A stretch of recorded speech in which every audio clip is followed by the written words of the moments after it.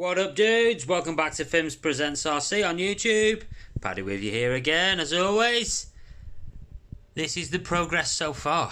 Now, I'll do a short video and I'll follow it up with a little montage of some pics of some still pics that I've taken along the way. Now, you may know if you've followed any of my build videos in the past, I usually do montage only for build videos because I work so fast. Getting videos just slows me down, to be honest with you. But this is about 2 days progress now. It's been a bit of a faff actually. Obviously, nothing straightforward when you're putting on a body that's not you know, a generic 313mm wheelbase body or something. So the shock mounts have had to, the hoops have had to have their own holes drilled. The centre brace has had to have its own holes drilled. It's had to have some holes bored out as well in the back because I didn't have any long enough M3 screws, so that's all sorted.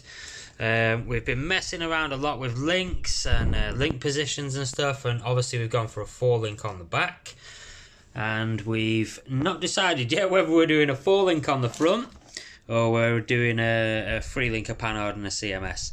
As usual, you'll see the bench is just a complete mess of crap as usual. I'm a messy builder if you haven't noticed by now. But it's the end result, isn't it? So anyway, enjoy this montage. Just some pics of how we got to this point, that's all, guys. Yeah, so I'm just going to crack on. And I suspect the next time you see this, it may well be up and running, actually. I've just got the fun bits to do now.